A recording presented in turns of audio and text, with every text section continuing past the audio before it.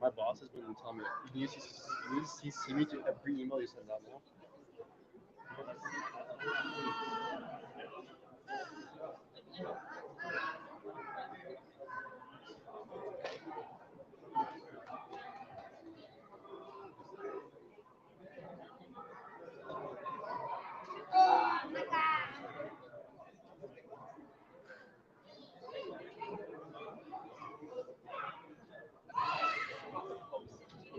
I saw it.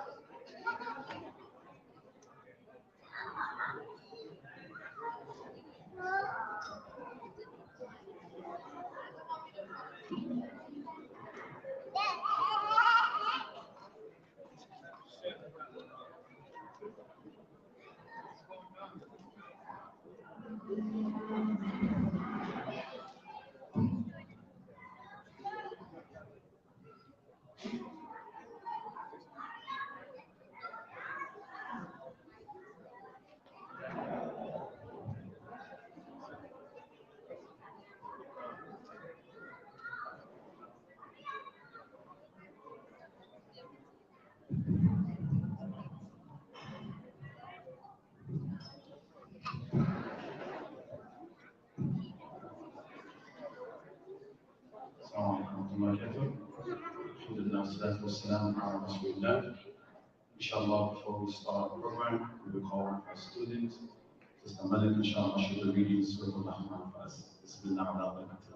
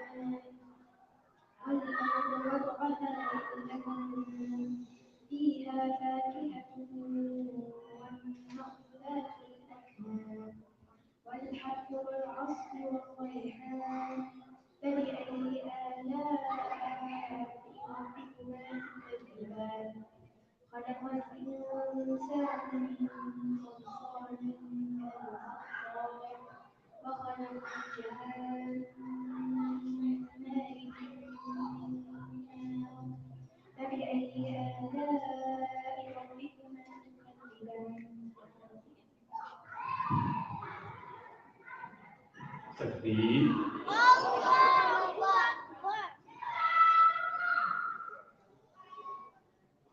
May Allah bless us to Malik and your parents.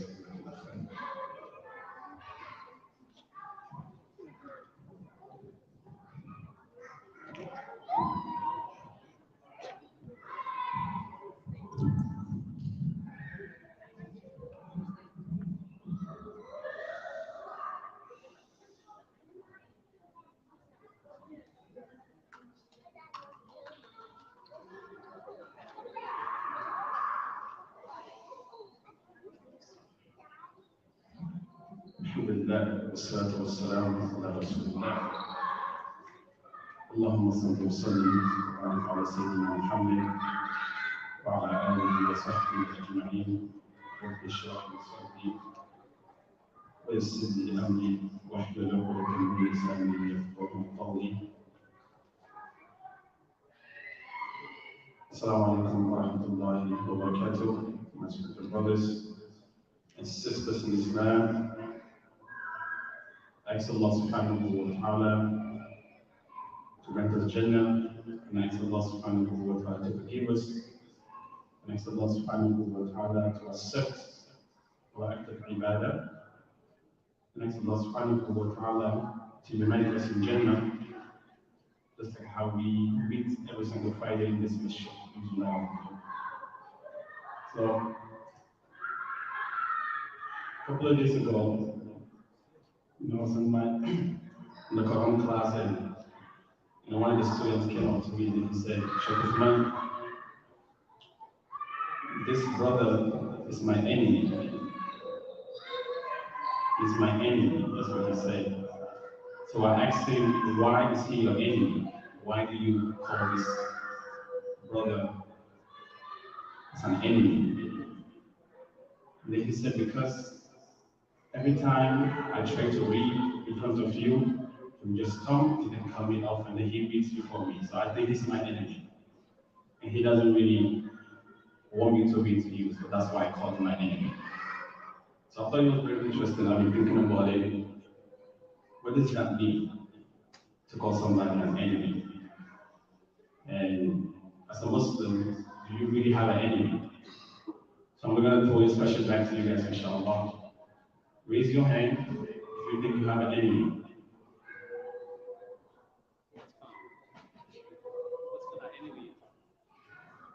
Okay, raise your hand if you think you don't have an enemy.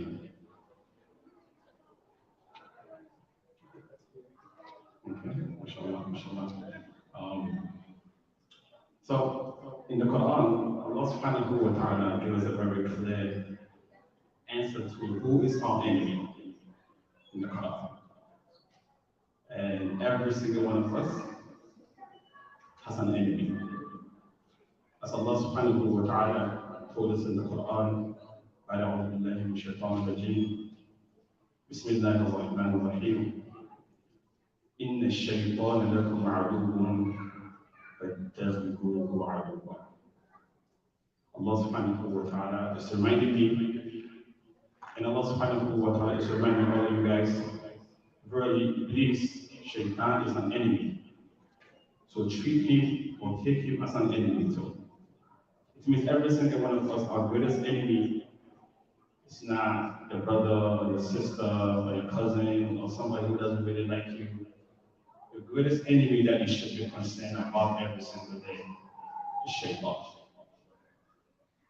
But he made a promise to Allah subhanahu wa ta'ala to misguide us and put us on the wrong path. So this is your greatest enemy that we all need to focus on, inshallah. So as Allah subhanahu wa ta'ala told us that Shaitan is our enemy, it means Shaitan has different ways of deception. He has different ways that he will try to mislead you, try to mislead me, or try to mislead you as a person in general. And one of the tricks of Shaitan specifically towards any other Muslim is the ability for you to control your tongue. And usually in my Quran class, those kids, all you do is just talk. Right? And I keep telling them that just keep reading your Quran and don't say anything. Talk when you have to talk. If you want to say something to me, raise your hand.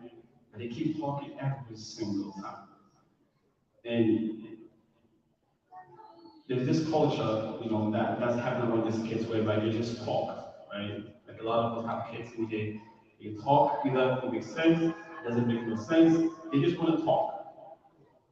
And I strongly believe as Muslims, as parents in general, we need to find a way to tackle them, to train them or educate them on the importance of holding their tongue and not always talking. It's good to talk, but if you realize that most of the things that a lot of these kids do say, or even Muslims in general, it might be irrelevant. There might be some beneficial aspect to what we say, but most of the things that you find yourself talking every single minute, every single day, when you analyze the whole entire conversation within 24 hours, you will realize most of the things that you said is either baseless or has no point. So the topic today, inshallah, is controlling your tongue and protecting the weaknesses of your brother. Meaning the importance of trying your best to not talk evil about your fellow brother or your fellow sister.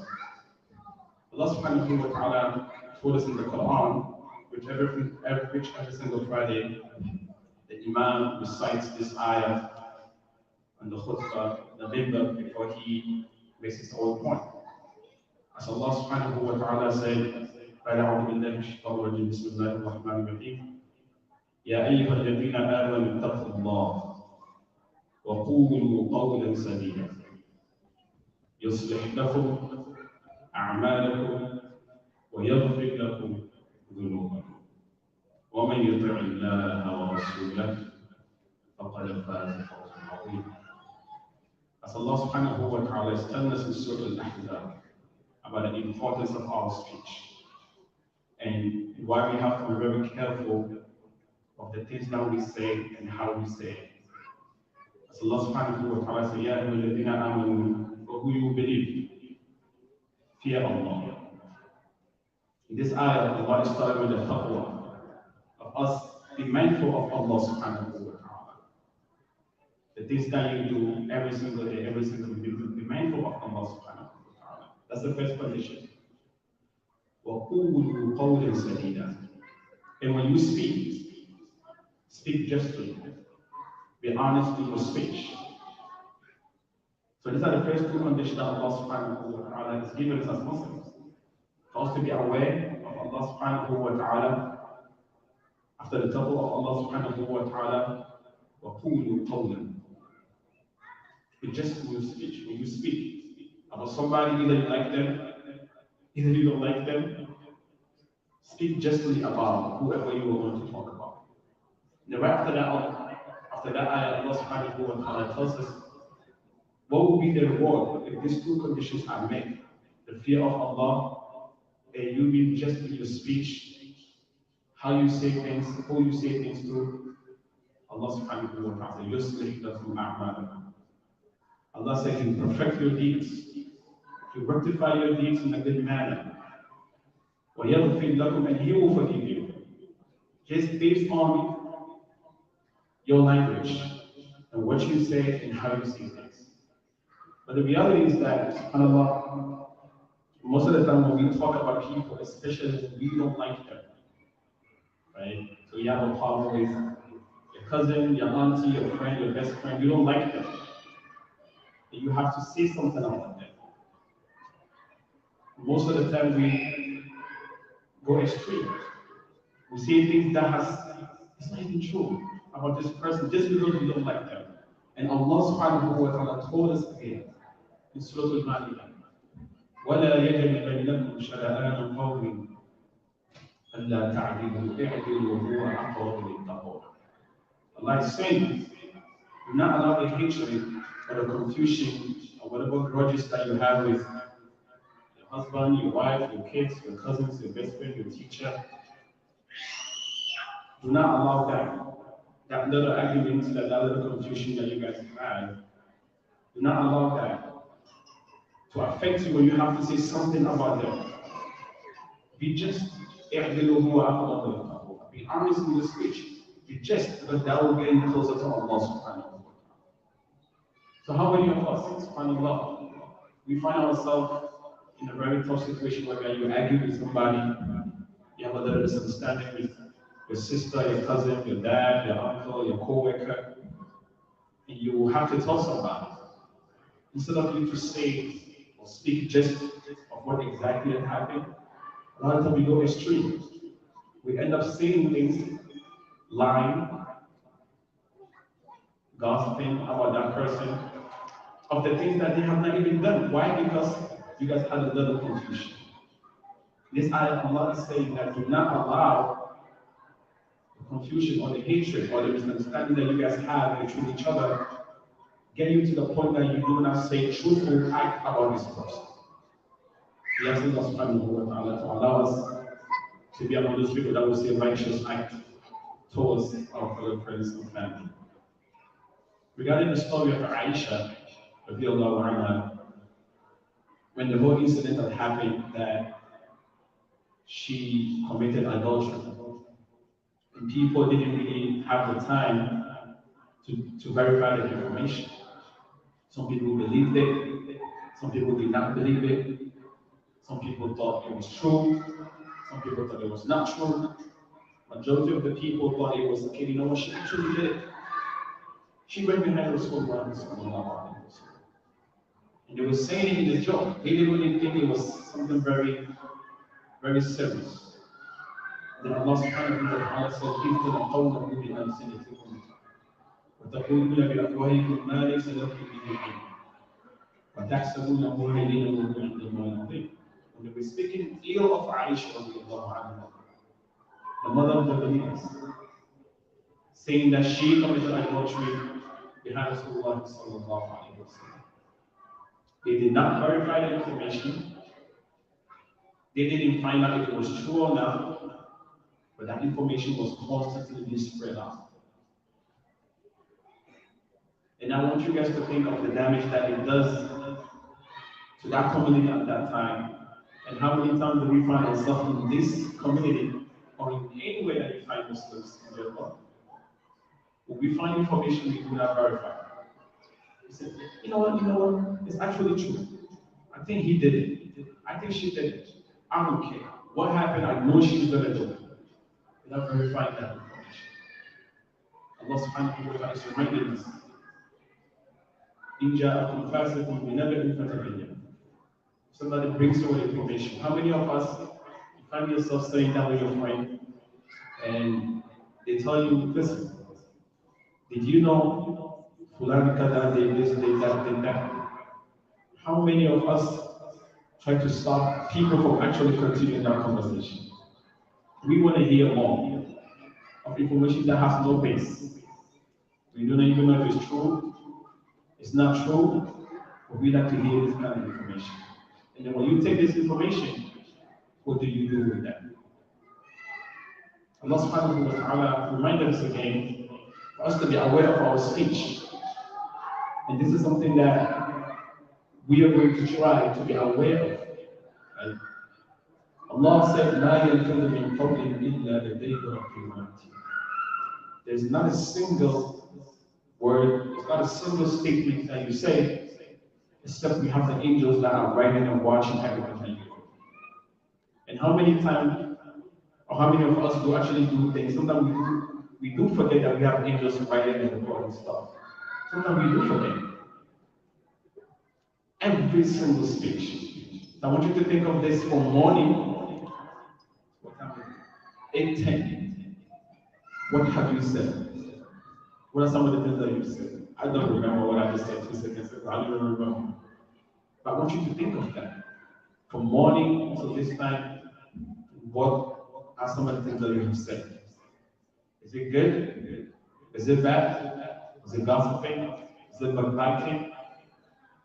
Was it just ill speech? Was it insult? These are things that we have to always think of when we speak. But most of the time, like one of the parents a couple of days ago came up to me and she said, "Man, my kid, he's 18 years old, he's 17, 18, and I'm a little bit concerned." I said, "What's going on?" She said, "He doesn't talk." I said, "What do you mean he doesn't talk?" She said, "He's very quiet." I said, "Okay, did you guys go to the hospital?" She said, "We went to the hospital, there's no problem, he's doing good, but he just doesn't talk." I said, "Okay, he doesn't want to talk. It's safe for him not to talk, unless there's a medical reason, right?" So she went back to the hospital, he did evaluation, whatever. He said, "There's nothing wrong with him. He just stays quiet, he talks when he wants to talk. Some days he doesn't like to engage with anybody." I said, "What is wrong with that?" Right? He said, he doesn't want to talk. And that's something that we have to try to cultivate within ourselves. Most of the time, we like to just talk. Every single thing, we would like to make a comment. And that skill of not saying anything is a very, very, very difficult task. So you as a Muslim, you have to train your nafs. When you engage with people, you sit with people, you are at work, you're engaging with your co-workers, ask yourself, what exactly am I saying? Is it beneficial or is it not beneficial? And Rasulullah sallallahu alayhi wa sallam put us in the beautiful hadith again. من كان يؤمن بالله واليوم الآخر فليكن خيرا أو ليصمت. Rasulullah sallallahu alayhi wa sallam said, the one, if you believe in Allah subhanahu wa ta'ala, you believe in Yawm al-Qiyamah, you believe that it's going to be a day of accountability, فليكن خيرا. Either you say something good, something khayr, something beneficial, or you stay quiet. And how difficult it is to stay quiet, right? It's very difficult. It's very difficult to stay quiet. So this is a skill that I want to advise myself and advise everyone to train yourself to stay quiet. If you can. Train yourself to stay quiet. Speak when you have to speak. But to constantly, every single day, every single minute, make a comment, that is not a good behavior of a Muslim.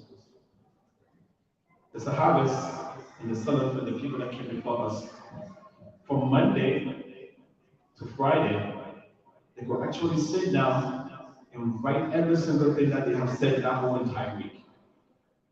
You know why? Because the burden spoke. The burden spoke. So from Monday, Tuesday, Wednesday, Thursday, Friday, they will sit down on their bed and write exactly every single statement, every single thing that they have said from Monday to Friday. And the only way they get to do this because they know for sure they have not said much. So they will keep track of their thoughts and what they have said. How much of how many of us can we hold ourselves accountable to even think of what we said in the last hour? Was it good? Was it bad? Was it gossiping? Was it backbiting? Are the angels praying? Allah said, كِرَامًا كَاتِبِينَ يَعْلَمُونَ. Every single minute, every single second, the angels are constantly writing anything that you said, either good or bad. So that mindset is Surah Al-Ahzab, and Allah said, "Ittaqullah." Fear Allah. Be mindful of Allah. Be mindful of the day that you are going to be held accountable of your speech. That's what the Mufassirun have explained that ayah. To think of the fact that there's going to be a day whereby I'm going to stand in front of Allah and Allah will ask me, you said this about this person. You said this about this person. You said this about this person. Why? And as Rasulullah sallallahu alayhi wa sallam told us, Yawm al-Qiyamah, there's going to be a person that will come, mashallah, tabarakallah, Quran, 100%, Hajj, 100%, Umrah, Hajj, Nawafil, Taraweeh, Tahajjud, you name it, all the khayr. He has everything, mashallah, ready to go to Jannah. But Allah subhanahu wa ta'ala was harmful and asked him, you backbited this sister, you spoke ill of this sister, you said this, you said that, you said this, you said that. Every single speech, Allah is going to ask you about. And Rasulullah sallallahu alaihi wasallam said, in Yawm al-Qiyamah there is no deeds for you to do. So what happens is that they're going to exchange all the khayr this person that you backbited, or the same this person that has done, there's going to be exchange. All your good deeds will be given to this person. It's like, on Yawm al-Qiyamah, there's no time for my deeds to be given to somebody. I don't even know how much I have.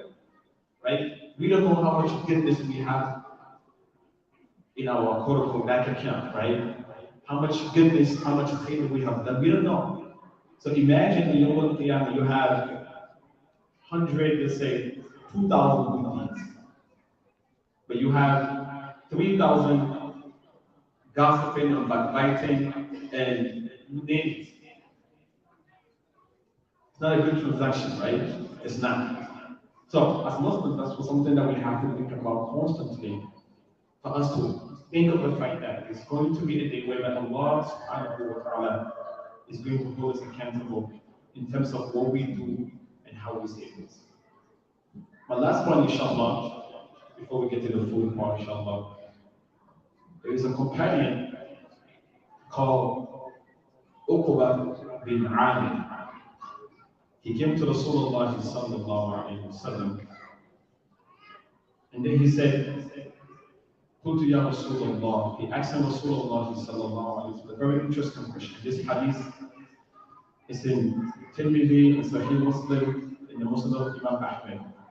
This companion came to Rasulullah. He said, Ya Rasulullah, man najah? What is success? What is success? And if you asked a couple of days ago, again, back to my student, one of my students asked me, Sheikh, you know, if you become rich one day, are you going to buy a Ferrari? I said, I don't need a Ferrari, I just need a normal car. I'll be okay. I said, come on, man, you're going to be successful, Sheikh. You have to drive a Ferrari, and show people that you've made it.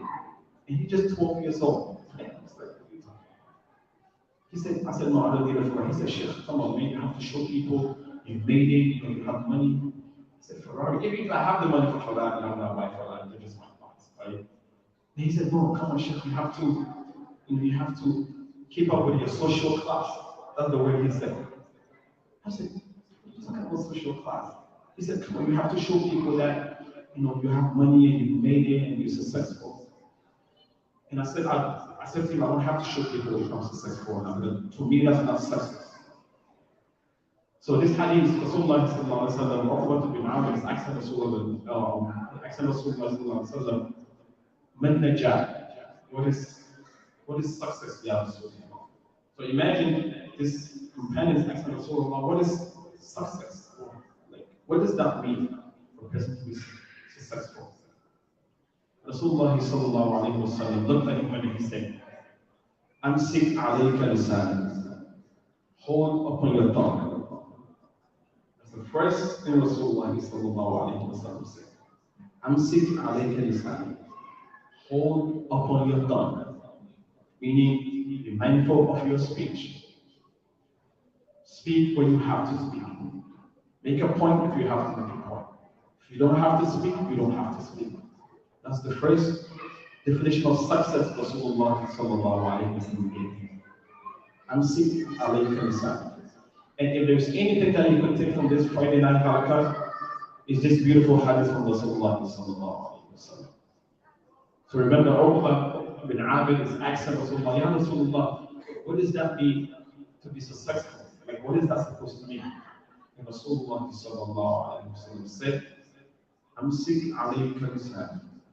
Hold upon your tongue. Be mindful of your speech. Speak when you have to speak. Be mindful of what you say about people. Be mindful of how you interact with people. That's the first definition of success Rasulullah sallallahu gave Uqbah bin Amr. Then Rasulullah sallallahu continued. He said, وَلْيَسَعْكَ بَيْتُكَ, meaning, focus on your household.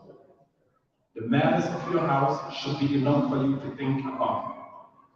So like an example, let's say you have a family, husband, wife, you have kids. What the hadith means from what the scholars mean is that focus on your own family.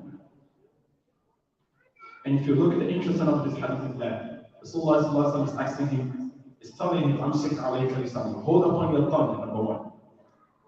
Second, focus on your own family. Because most of the time what happens is that families do talk about other families. That's all that we do. She's that, she's this, her daughter is this, her son is that. That's all that other families do. And this is Rasulullah is telling you, focus on your family. Your matters of your own family is enough for you to think. Allah is not going to ask you about somebody's family. Allah is not going to do that. Allah is not going to ask you, so what happened to these people's family? Allah is not going to ask them. Allah is going to ask you about your own family. This is what Rasulullah is telling Uqbah bin Amr. And subhanAllah, this hadith, most of the time we as a community or family, it's easy for us to forget our own self and focus on other people's faults. So Rasulullah is telling Uqbah bin Amr in this hadith, focus on your own family. And in my language, in my local language, they say, what do they say? What is it called? Magaling gidanka.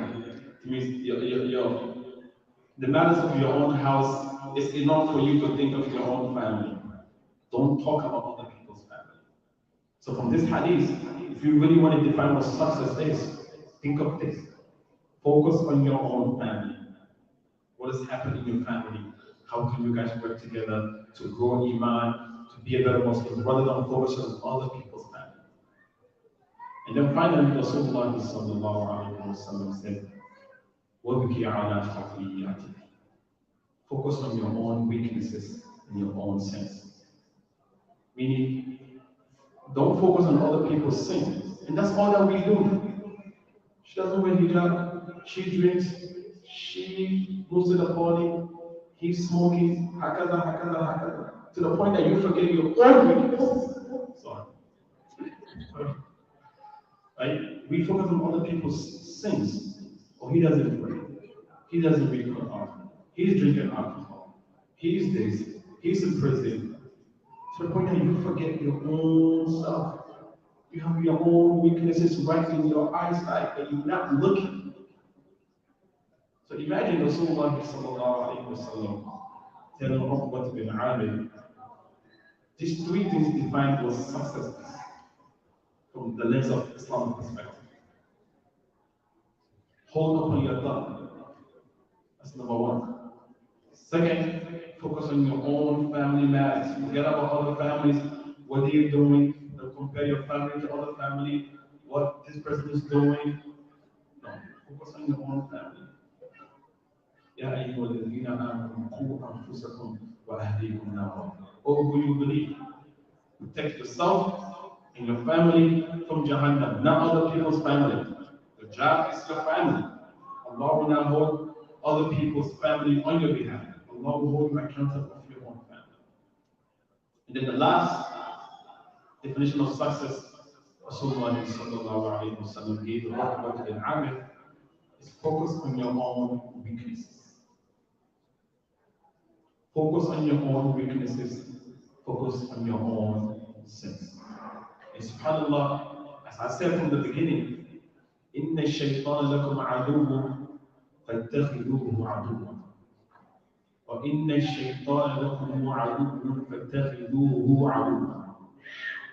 Allah told us from the beginning, indeed shaitan is an enemy.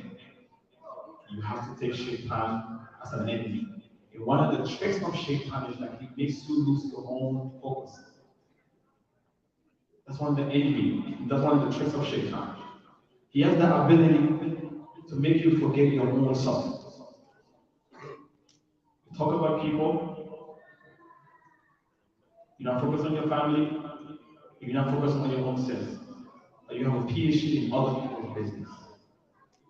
Shaitan has the ability to make you lose focus on your own self. You think you're doing good, you think you're doing khayr, but he has that lens to blind your eyesight that you're not seeing yourself.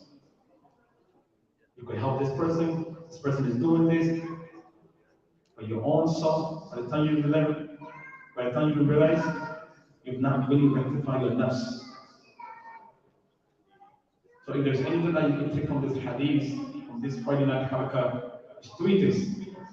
As Uqbat bin Amir asked Rasulullah, "Qultu ya Rasulullah, man najah?" What is success? What is the definition of success? Rasulullah sallallahu alaihi wasallam said, first, hold upon your tongue. Know what you say and what you say. Number two, focus on your own family. Forget about what other people are doing. Forget about what other people are doing. Focus on your own family and rectify the matters of your family. Allah will not ask you about other people's family. He can ask you about your own family. And third, focus on your own weaknesses and your sins. وصلى الله على سيدنا محمد وعلى آله وصحبه أجمعين. السلام عليكم ورحمة الله وبركاته. Any questions, inshallah? No? Get to the floor, inshallah.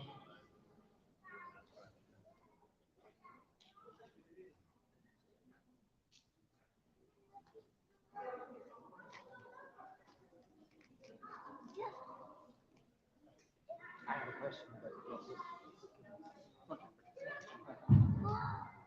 Assalamu alaikum.